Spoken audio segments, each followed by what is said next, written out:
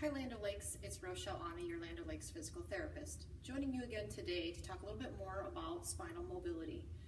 As most of you are working from home, probably makeshift workstation ergonomics, we want to encourage you to get up every 30 minutes and for sure every hour and just move your body. And sometimes just taking 5 minutes to help loosen up your back and your hips can make all the difference in trying to prevent an injury that might happen later on.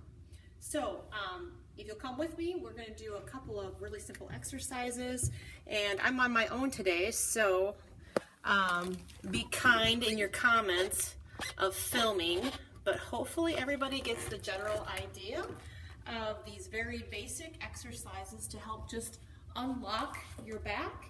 And so the first one's just finding a space where you can lie down and do some what we call lower trunk rotation, and it's really just a nice easy rocking your knees side to side. Try to engage those lower abdominals and kind of imprint that lower back and those ribs, and you're just going to move gently side to side to help loosen up that back, especially if you're sitting for long periods of times in conference calls, or if you are sleeping 5, 6, 7, 8 hours and you are waking up for the first time. We encourage you to move your body. Next one is just a single knee to chest. You just bring that knee up and you hug it. And what I like to tell people is just bring that knee nice and close to the rib cage and just breathe in your nose and then out, sending air into that hip, and then breathe again and out. Again, sending air into that hip, changing sides. And then you're going to do that 3 to 5 times on each leg, stretching out that glute, breathing in the nose. Thinking about directing that air right into that hip. Another option is bringing both knees up, giving yourself a nice big hug, and then drawing those knees in nice and tight. And then again, just breathe. So you want to belly breathe, breathing in your nose, and then exhaling, drawing those knees a little bit closer on your exhale. And again, you're going to breathe and allow your belly to rise into your thighs. And then exhale, drawing those knees a little closer. Another nice stretch is just crossing that leg over the opposite leg and then dropping your knees in the opposite direction and turning your head opposite of your knees. Just to stretch that outside hip, that quadratus muscle, and then again, you're going to change sides, directing that knee to one corner of the room, and then looking in the opposite direction. And again, just breathing nice and easy. Another one to stretch out your hips is the piriformis muscle. So I'll have people just hug their knee gently towards their chest, directing it towards their opposite shoulder, and again, feeling a stretch in that glute or piriformis muscle. Another nice opposite stretch would be to push that knee away and form almost a figure 4 stretch and open up that hip. Again, you would switch sides, hugging that knee towards the opposite shoulder. So if this is my left knee, it's going to direct towards your right shoulder and feeling a stretch in your outer hip, and then crossing that ankle over the opposite knee and then pushing that knee gently away, opening up that hip.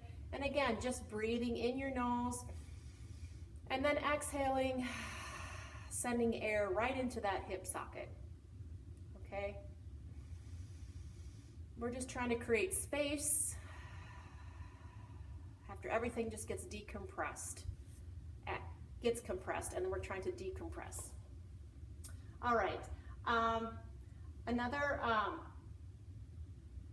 stretch that a lot of people will ask me about is a hamstring stretch, and I don't do a lot of hamstring stretching per se, but I do like to do something called a slider, where I am actually moving my leg in this motion to slide or glide my nerve and the muscle. So I prefer sliding and gliding the nerve first that comes out of the spine down the back of the leg. And then, if I choose to, doing a nice little hamstring stretch, drawing those toes a little closer to my nose, we'll get a nice stretch in the back of that thigh. Again, holding it and just breathing. All right, and again, you would change sides and do that on the other side. So we call this tension on, tension off of the hamstring, tension on, tension off. And the hamstring is that muscle right in the back of that leg that you are tensing or stretching as you straighten your leg. And then you're letting the tension off as you bend the leg, okay? We keep your nerves happy, not crabby, by giving them a little bit of attention. All right, the last exercise is a leg swing. So if you're out for a walk and your back feels like it's getting tight or your hip feels like it's getting tight, a nice exercise is just to find a curb, a step, something that you can, I'm gonna try to move my camera here so that you can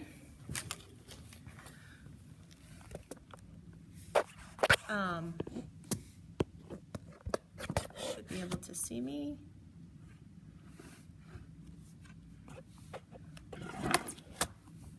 Should be able to see a box there in the back.